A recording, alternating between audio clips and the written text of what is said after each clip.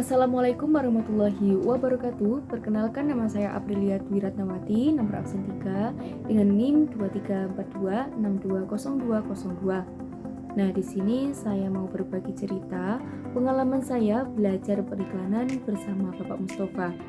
Nah, di sini dimulai dari sesi perkenalan terlebih dahulu ya. Jadi seperti biasanya di awal semester biasanya kan kita mendapatkan materi yang baru sekaligus dosen-dosen baru, maksudnya yang belum pernah kita temui di semester 1 sampai semester 2. Begitupun semester sebelumnya, di semester 2 kita juga menerka-nerka itu dosen yang belum pernah kita temui di semester sebelumnya, itu dosennya itu bakal seperti apa ya, terus pembelajarannya nanti yang dibawakan itu enak atau enggak gitu ya.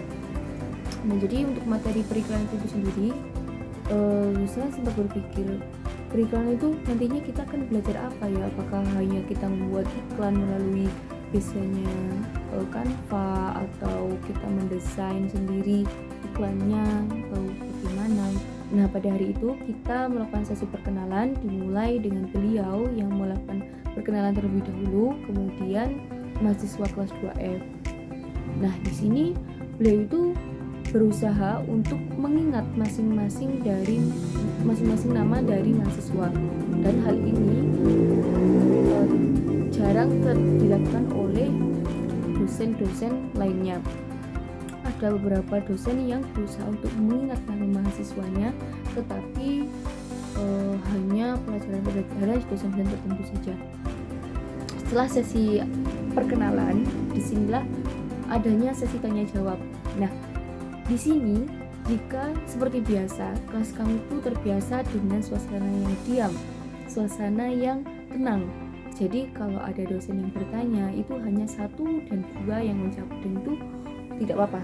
Tapi kalau di kelas Pak Mustafa itu semua itu kalau ditanya wajib menjawab. Yang nggak jawab berdiri, begitu.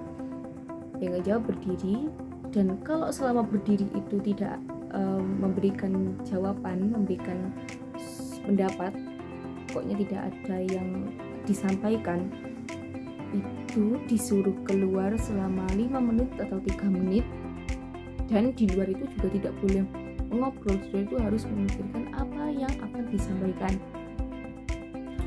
gitu. Nah, itu di pertemuan pertama itu sudah memberikan kesan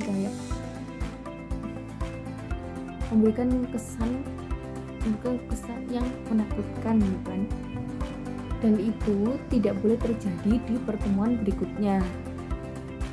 Ini kan berarti membuat kami, bukan hanya saya, kami itu menyiapkan pertanyaan, menyiapkan materi, menyiapkan pendapat yang akan disampaikan saat pertemuan dengan Bapak Mustafa.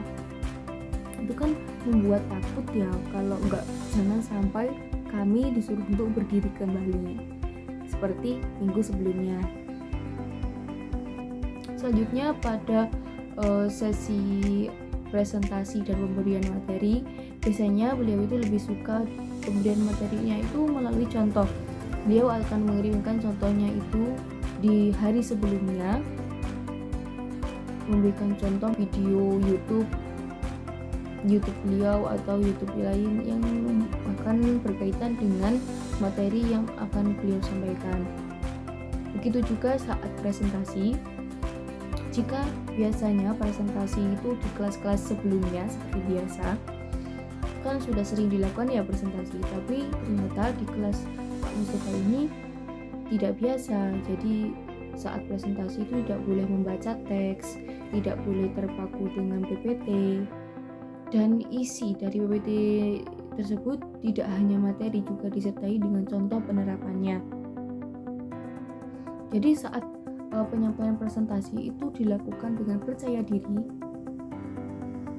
tidak boleh membaca, dan benar-benar memahami apa yang akan kita sampaikan.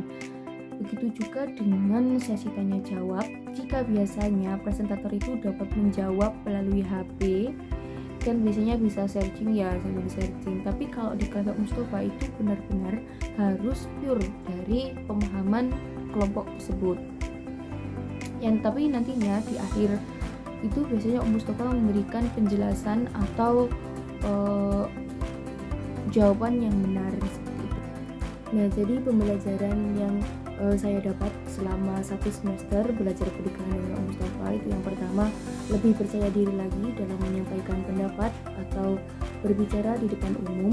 Kemudian yang kedua itu lebih mempersiapkan lagi PPT atau materi yang akan saya sampaikan saat presentasi, dan itu harus berlaku untuk mata kuliah berikutnya.